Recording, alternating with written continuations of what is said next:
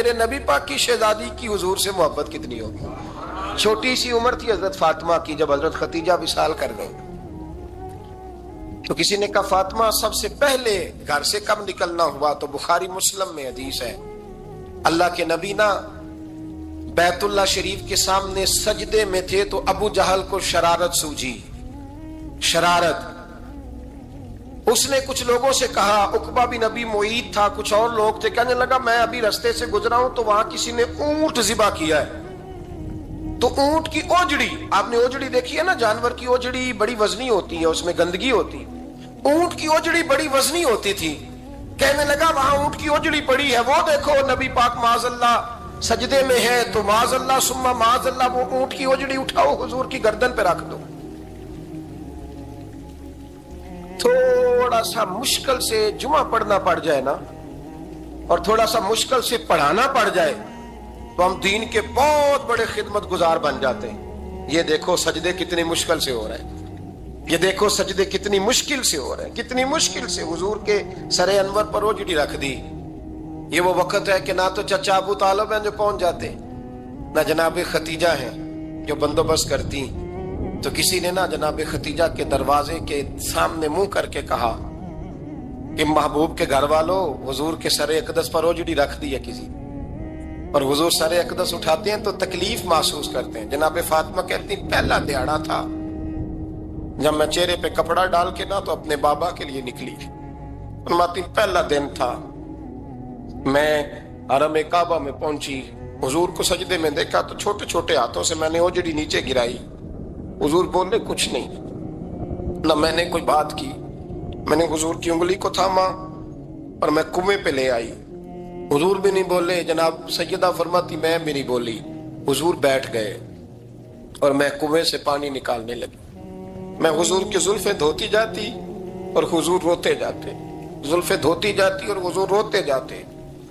پھر حضرت فاطمہ نے جب حضور کی زلفیں دھو لی تو ہاتھ اٹھائے، کہا اللہ کہ جنہوں نے میرے بابا کو تکلیف دی ہے نا ان کو برباد کر دے. میں رات روایت پڑھ رہا تھا مشکات سے تو میں حیران ہو رہا تھا کہ یہ عجیب منظر ہے، یہ عجیب منظر ہے کہ جب طائف والے پتھر مارے اور نبی کریم علیہ السلام سے حضرت زید بن حارثہ کہ حضور دعا کریں یہ تباہ ہو جائے، تو نبی پاک کہ نہیں زید میں نے نہیں ان کے لیے تباہی کی دعا کرنی، یہ نہیں ٹھیک ہوتے تو ہو سکتا ہے ان کی نسلیں ٹھیک ہو جائیں. اور جب احد میں وہ لوگ پتھر مار کے دانت شہید کر دیں، حضرت ابوبکر صدیق جیسی ٹھنڈی طبیعت کا آدمی عرض کرے حضور دعا کریں یہ تباہ ہو جائے، تو حضور نے فرمایا اللہم اہد قومی فإنہم لا یعلمون، یا اللہ میری قوم کو ہدایت دے، یہ جانتے نہیں یہ کیا کر رہے ہیں. حضور نے کبھی بھی کسی کے لیے دعائے ضرر نہ فرمائی. لیکن آج یہ عجیب منظر ہے، شاید یہ واحد وہ وقت ہے کہ جناب فاطمہ الزہرا نے جب کہا نا کہ اے اللہ انہیں برباد کر دے انہوں نے آج میرے والد کو تکلیف دی ہے. حضرت فاطمہ کی دعا سن کے تو حضور نے بھی ہاتھ اٹھائے، کہا اے اللہ جیسے میری بیٹی کہتی ہے نا ویسے ہی کر دے، اللہ کر دے انہیں برباد. فاطمہ جیسے کہتی ہے ویسے، اللہ کرے آپ کو سمجھ آئے میری بات کہ وہاں جہاں شدید تکلیف دی گئی وہاں حضور نے کسی کے لیے ایسی دعا، اور یہاں فرمایا اللہ جیسے فاطمہ کہتی ہے ویسے. اللہ اکبر. حضرت عبداللہ ابن مسعود کہتے ہیں کہ وہ دعا بھی میں نے سنی اور پھر میں نے ان سب لوگوں کو جن کے لیے جناب سیدہ نے دعا کی تھی ان سب کو پھر میں نے بدر میں کٹتے ہوئے بھی دیکھا. میں نے ان کی لاشوں پر گھوڑے چلتے ہوئے بھی دیکھے. پھر میں نے دیکھا کہ صحابہ انہیں گھسیٹ کر کنووں میں ڈال رہے تھے. میں غور سے دیکھ رہا تھا اور ان کے چہرے پہچان رہا تھا. تو مجھ سے کسی نے کہا عبداللہ تم کیا غور کر رہے ہو؟ تو میں نے کہا میں غور کر رہا ہوں یہ وہی ہیں سارے جن کے لیے سیدہ فاطمہ نے دعا کی تھی کہ یہ برباد ہو جائے، یہ وہی ہے. میرے رسول کریم علیہ السلام کی ہر تکلیف کو جناب فاطمہ نے اپنی تکلیف سمجھا. ہر تکلیف کو. جب انسان کے دائیں بائیں کچھ لوگ ہوتے ہیں نا اس کے دکھ بھی سمجھنے والے، سکھ سمجھنے والے لوگوں کی تعداد لمبی چوڑی ہوتی ہے. ہمارے زمانے میں ہمارے ہر آدمی کے ساتھ ذاتی مطالبات ہیں، ذاتی. تو جب تک وہ میرا مطالبہ پورا کرتا رہتا ہے میرا اس سے پیار رہتا ہے، اور جب وہ میری خواہشات پوری کرنی چھوڑ دیتا ہے پھر میرا اس سے کوئی رشتہ نہیں رہتا. میرے عزیز حضرت فاطمہ الزہرا کا کمال یہ ہے کہ انہوں نے میرے محبوب کا دکھوں میں ساتھ دیا. हुजूर की तकलीफ पर वो तकलीफ में आती, परेशान होती। यहां से बात चली, 4-5 साल उम्र मुबारक थी। हजरत फातिमा की कुल उम्र 29 साल हुई है। हुजूर की आदत मुबारक थी, जब सफर पे तशरीफ ले जाते थे तो सबसे आखिर में सैयदा फातिमा के घर जाते, वापिस आते तो सबसे पहले सैयदा फातिमा के घर जाते। मौला अली कहते हैं, एक दिन मैंने अजीब नजारा देखा। नबी करीम अलैहिस्सलाम सफर से वापस आने वाले थे। मैंने हजरत फातिमा को इत्तला दी कि हुजूर आज पहुंच जाएंगे, तो उन्होंने घर सारा साफ किया, सजाया, सवारा, खाना पकाया।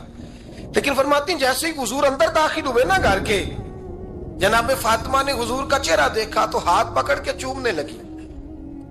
और कहते हैं जब उन्होंने सर उठाया तो उनका चेहरा सारा आंसुओं से भरा हुआ था। रसूल करीम ने बेटी के सर पे हाथ रखा, बिठा लिया। फरमाया फातिमा बेटे रोने वाली तो बात कोई नहीं थी, क्यों रो पड़ी हो? तो अर्ज करने लगी, महबूबा मैं बचपन से देख रही हूं, मेहनत करते, जद्दोजहद करते, मुशक्कत करते, या रसूलल्लाह आज आप आए हैं तो आपके चेहरे पर थकावट के आसार हैं, हुजूर वजूद थका हुआ है।